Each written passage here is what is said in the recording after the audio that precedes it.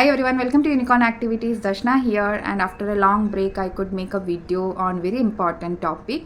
And the reason behind making a very lengthy video is like recent times I came across few cases from the school itself, the school where my son is studying. From the school itself I got 2 to 3 cases just immediately after reopening the school, that different kids are having issues with behavior.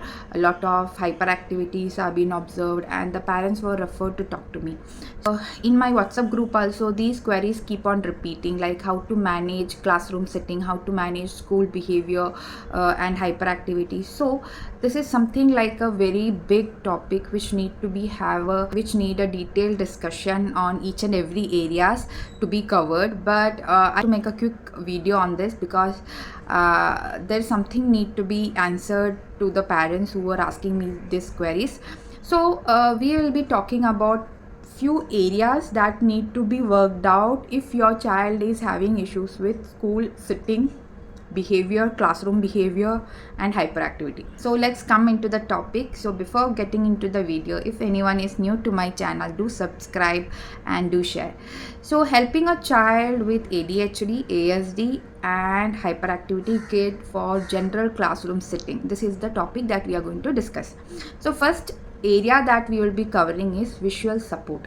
So imagine you want your child to be sitting in the school classroom and the child should follow school rules. The important thing should be you should give a very clear expectation what has to be done in school. This can be done only with the help of visual support. So you could watch a video how I am working with my son. Before going to school, I am explaining him by drawing and I am giving him some important clues that he has to follow in school today. Okay, so this parent can do. Today you are going to school. Okay, so this is school. Okay, so after going to school you should go to your class, keep your bag, sit at your place. Okay, sitting at your place. Okay, then with your friends go in line for assembly.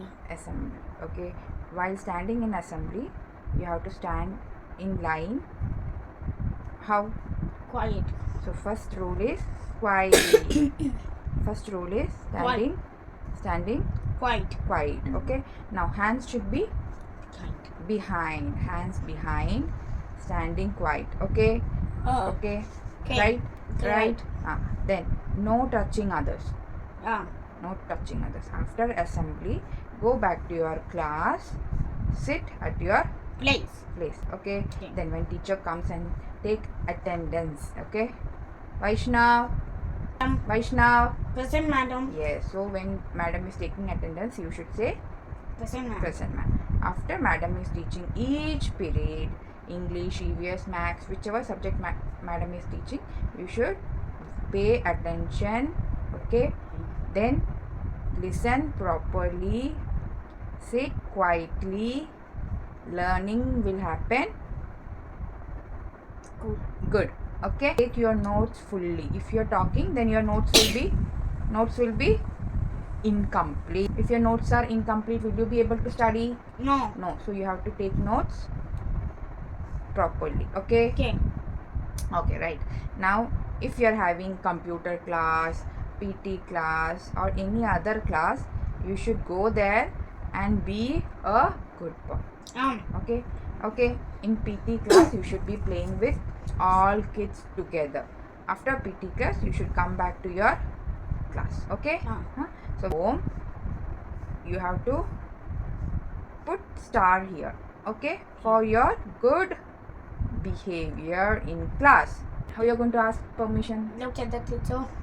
Now can I go toilet? Okay, in toilet you should not disturb anyone. Okay, finish your work and get back to your place. Okay. Second thing is you could use visual support board where you are showing the child the school rules to be followed. Next thing would be you can you can use social stories. There is a video in my channel on social story. Go through the video. I'll be putting video link in the description. Do check the video.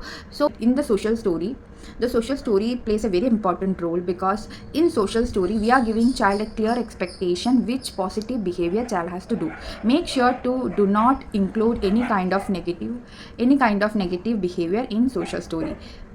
Because most of our kids are being tend to follow the negative behavior even if you are showing a positive behavior. So do not include any kind of negative behavior pictures or things that not to be done in social story. One of the important topic that need to be explained to the child is related to school routine. So school timetable, which periods will be there, what subject has to be handled, who is the class teacher, whom the child is going to sit with, who is going to teach which subject, what are the subject, and which period will be coming first, which period will be coming next. So these kind of expectation setting should be made to the child very clearly before sending the child to school. All visual schedule will be helping with reducing anxiety. Most of the behavior or most of the issues that child is facing in the school are because of anxiety. The social anxiety is one of the important reason for many behaviors. So try to include a visual schedule, social stories, and visual support for school behaviors. So this topic is very important because I have seen parents telling verbally all the things that child has to do in the school. Please understand that it is very difficult for our child to process verbal instructions because their attention span is very less. So when you are showing them the visual chart, when you are showing the child the social stories, they could visually see the things they have to do in the school. This will be helping the child to put these things in their brain and follow the same in the school. Coming to next topic is related to behavior management and controlling system. So this is related to behavior issues and what techniques we have to follow. So the first would be definitely the token system. Token system is something that we follow on ABA, and even when many of the parents now started following token system. So this would be a visual chart where you are reinforcing the child for all the positive behavior using tokens. Second would be reward and consequence. So you should help the child to understand that if they are doing a positive behavior, what reward they are going to get, and consequence is related to the negative behavior, what they are going to lose. For example, if your child is throwing tantrum, if your child is not doing work on time, you can cut down their TV time or you can cut down their play time, and rather you are giving them extra activity in the routine. So most of this reward and consequence work very well with the child with lot of behavior which the child is making for attention seeking. School behavior rules. So parents can parents can go through Google and come across different topic related to school behavior rules. Take a printout of it and stick it on the wall, so that when you're sending your child to school, help the child to go through the school rules, like sitting quietly, keeping hands to yourself, sitting and following a cue while walking in the corridor, talking to the teacher politely. So these kind of school behavior rules can be used for helping the child to understand all the positive behavior child has to do in the school. Now we are done with our school rules, behavior management. Now comes the academic support. So now the child is going to school and the final motto is to get academic support. Right now, the child with language issues, child with speech language delay, child on the spectrum, ADHD kids, they have issues with language, communication, attention. So learning from a group setting, learning in a group setting becomes really challenging for them. So one time learning does not happen. So we have to give extra support for the child. Apart from school, the parents should work with the child at home, and also if possible, and also parents should follow IEP plans for academic support by special educators, so that you can get academic support from special educators. Follow a home program with the child on all the delayed areas. So imagine if your child is in first standard, 6 years, but the child academic knowledge would be very less. So do talk to your educators and get assess for academic areas that need to be covered, so that we can bring the child to age appropriate appropriate level. At least the child would able to read, write, and have a good comprehension skill. Usually the educator follows scaffolding method, and this should also be done by the parents. The parents should take one topic at a time, work with the child, try multi-sensory approach to teach each and every individual topic, and then again the revision should be done. Before going to next topic, make sure you are revising the previous topic that have been covered. I would like to highlight here is, in school you are expecting your child to sit and listen to the teacher, follow all the activities that teacher are explaining them. So it is very important that child should have very good listening skill. For improving your child's listening skill, please go through all the listening activities that I keep posting in my channel. So do start with very simple listening activity, and do try all the listening activities. This will improve child's listening skill, and they will be more attentive to the speaker.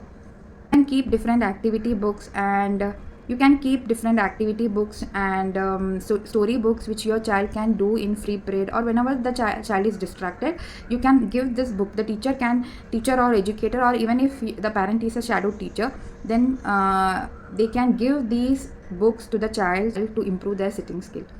The next topic that we'll be discussing is related to sitting. So for improving the child's sitting, because most of the child on the spectrum ADHD are hyperactive, or some are very restless, and some kids have issues related to sensory. So these areas should be addressed properly, because this also will be affecting child's sitting. I follow with my students is, what I personally follow is a morning physical routine. Before going to school, you can include 45 minutes of mat time. You are making your child to do different kind of yoga exercises, cross midline exercises, brain gym exercise, and meditation. This should be, you can start this routine even at the age of 6. Make sure you're following it continuously every day, because coming to a 45 minutes of a physical routine is very difficult initially. So with a consistent practice, your child can do independently these kind of physical exercise. Apart from this, try to enroll your child for different sports activities, like outdoor activities could be like skating, yoga, swimming, gymnastics, different classes you can enroll your child. Now talking about sensory, many of our kids have issues with sensory, like loud noise, music in the assembly. All this will be disturbing them. So this topic is related to school buddy. So it's something like the teacher, the special educator has to find a child who can support our child, and moral support for our kid. Finding a school buddy would be very helpful for social skill also. The finding a school buddy is a bit challenging, because many of our kids have issues with social skill. Now parents, teachers, and special educators can help here. There are many kids in the class, and some kids do come forward. They take an initiative to help our kids. So do utilize such opportunities, so that our kids' social interaction, the child can understand related to friendship, and also the school buddy system. The school buddy will be helping the child with giving a very good moral support. Sixth topic, which is very important, is regular feedback from teachers and educators. So if your child is in school and you have a special wing, so try to talk with the special educators every week, so that parents can know that what your child is doing in the school. Because from my personal experience, what I have observed is, the behavior your child is showing at home is not what the child is doing at school. And it is like, in school the child must be doing different behavior that doesn't happen in home. So it's very important, the parent, teacher, and special educator should have a discussion weekly basis, so you are analyzing child's progress and the areas that need to be worked on. And one more thing that I want to talk here is, this journey is definitely going to be a bit challenging one and difficult, but the positive attitude and support that parent and teacher is giving to each other will be helping us to overcome the issues that we are facing with the child. Also, whenever it is needed, do take a professional help for behavior modification and academic support. The early we get support would be helping the child to overcome the issues. Feel that this video was helpful. Thank you for watching.